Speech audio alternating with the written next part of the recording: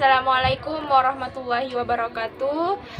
Nama Karmilawati. Di sini saya akan mempresentasikan makalah yang berjudul Ragam Bahasa Pengertian dan Ciri-cirinya. Dosen pengampu Indra Bangsawan MPD. Pengertian ragam bahasa. Ragam bahasa adalah variasi bahasa menurut pemakaian yang berbeda-beda, menurut topik yang dibicarakan, menurut hubungan pembicara, kawan bicara, orang yang dibicarakan, serta menurut medium pembicara.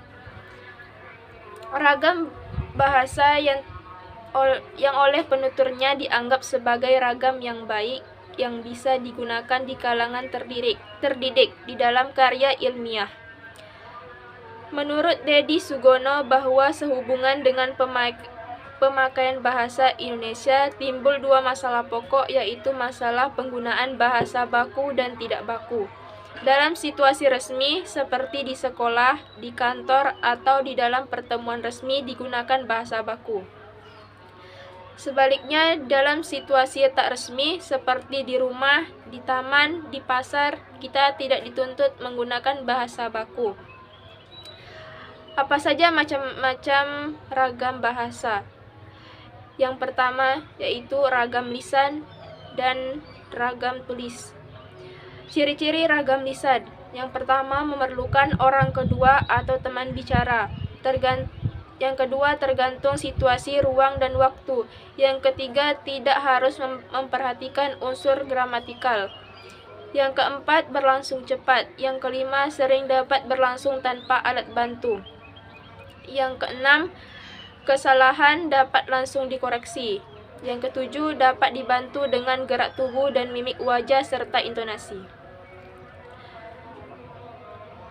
Ragam tulis. Ciri-ciri ragam tulis. Yang pertama, tidak memerlukan orang kedua atau teman bicara. Yang kedua, tidak tergantung kondisi, situasi, dan ruang serta waktu. Yang ketiga, harus memperhatikan unsur gramatikal. Yang keempat, berlangsung lambat.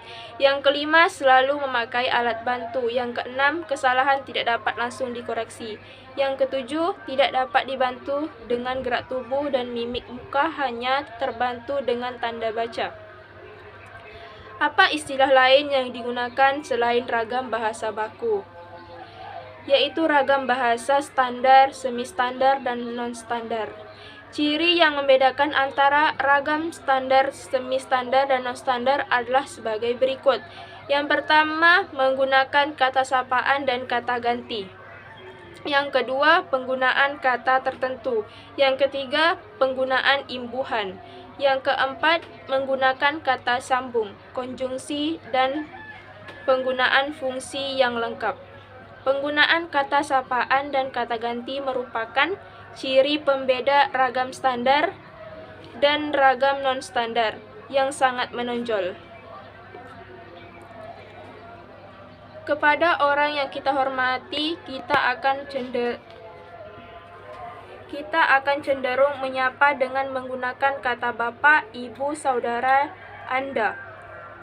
Penggunaan kata tertentu merupakan ciri lain yang sangat menandai perbedaan ragam standar dan ragam non-standar.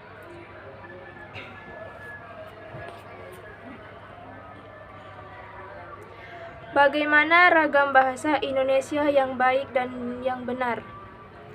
Ragam Indonesia yang baik dan benar adalah bahasa Indonesia yang digunakan sesuai dengan situasi pembicara, yakni sesuai dengan lawan bicara, tempat pembicaraan, dan sesuai dengan kaidah yang berlaku dalam bahasa Indonesia seperti sesuai dengan kaidah ejaan, istilah, dan tata bahasa. Seperti yang ditulis di buku Tata Bahasa Baku Bahasa Indonesia terbitan Departemen Pendidikan dan Kebudayaan tahun 1988. Pemakaian bahasa yang mengikuti kaidah yang dibakukan atau yang dianggap baku itulah yang merupakan bahasa yang benar atau betul. Orang yang mahir menggunakan bahasanya sehingga maksud hatinya mencapai sasarannya. Apapun jenisnya itu dianggap berbahasa dengan efektif.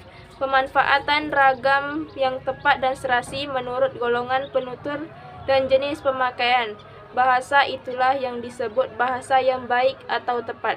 Bahasa yang harus mengenai sasarannya tidak selalu perlu beragam baku. Jadi jika kita berbahasa benar belum tentu baik untuk mencapai sasarannya. Begitu juga sebaliknya, jika kita berbahasa baik belum tentu harus benar. Kata benar dalam hal ini mengacu kepada bahasa baku. Contohnya, jika kita melarang seorang anak kecil naik ke atas meja, "Hayo adek, enggak boleh naik meja, nanti jatuh," akan terdengar lucu jika menggunakan bahasa baku. Adik tidak boleh naik ke atas meja karena nanti engkau bisa jatuh. Sekian dan terima kasih. Wassalamualaikum warahmatullahi wabarakatuh.